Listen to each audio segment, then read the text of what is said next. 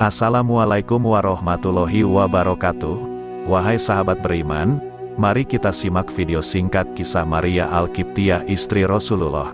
Beliau adalah seorang wanita asal Mesir yang dihadiahkan oleh Muqawqis, penguasa Mesir, kepada Rasulullah tahun 7 Hijriah.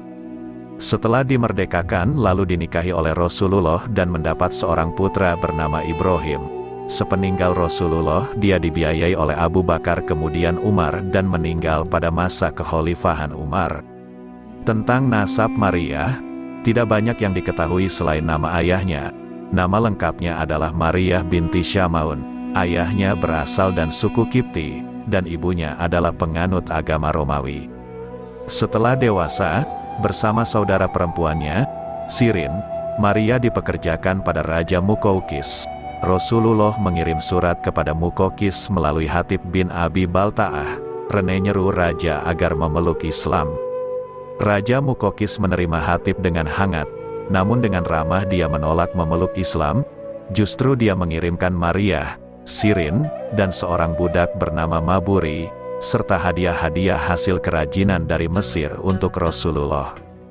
Di tengah perjalanan, Hatib merasakan kesedihan hati Maria karena harus meninggalkan kampung halamannya. Hatib menghibur mereka dengan menceritakan tentang Rasulullah dan Islam, kemudian mengajak mereka memeluk Islam. Mereka pun menerima ajakan tersebut. Beliau mengambil Maria untuk dirinya dan menyerahkan Sirin kepada penyairnya, Hasan bin Sabit. Istri-istri Nabi yang lain sangat cemburu atas kehadiran orang Mesir yang cantik itu sehingga Rasulullah harus menitipkan Maria di rumah Haritsah bin Nu'man yang terletak di sebelah masjid. Allah menghendaki Maria Al-Qibtiyah melahirkan seorang putra Rasulullah setelah Khadijah radhiyallahu anha. Betapa gembiranya Rasulullah mendengar berita kehamilan Maria, terlebih setelah putra-putrinya, yaitu Abdullah, Qasim, dan Ruqayyah meninggal dunia. Maria mengandung setelah setahun tiba di Madinah. Kehamilannya membuat istri-istri Rasul cemburu karena telah beberapa tahun mereka menikah, namun tidak kunjung dikaruniai seorang anak pun. Rasulullah menjaganya dan kandungannya dengan sangat hati-hati. Pada bulan Zulhijjah tahun ke-8 Hijrah, Maria melahirkan bayinya yang kemudian Rasulullah memberinya nama Ibrahim demi mengharap berkah dari nama bapak para nabi, Ibrahim alaihi salam. Lalu beliau memerdekakan Maria sepenuhnya. Kaum muslimin menyambut kelahiran putra Rasulullah dengan gembira. Akan tetapi, di kalangan istri Rasul lainnya api cemburu tengah membakar, suatu perasaan yang Allah ciptakan dominan pada kaum wanita. Aisyah mengungkapkan rasa cemburunya kepada Maria. Aku tidak pernah cemburu kepada wanita kecuali kepada Maria karena dia berparas cantik dan Rasulullah sangat tertarik kepadanya. Di dalam riwayat lain dikatakan bahwa Aisyah berkata, Allah memberinya anak, sementara kami tidak dikaruni anak seorang pun.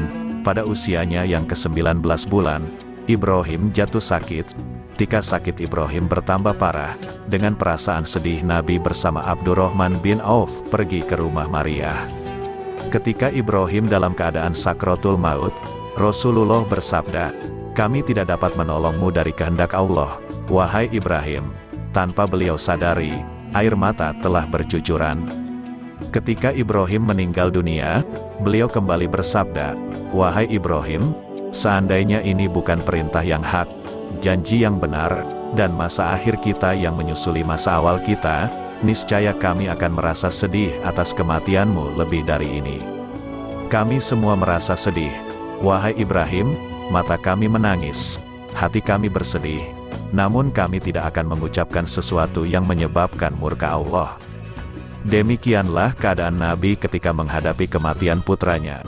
Walaupun tengah berada dalam kesedihan, beliau tetap berada dalam jalur yang wajar, sehingga tetap menjadi contoh bagi seluruh manusia ketika menghadapi cobaan besar. Rasulullah mengurus sendiri jenazah anaknya kemudian beliau menguburkannya di Baqi. Kemudian Maria wafat 5 tahun setelah wafatnya Rasulullah.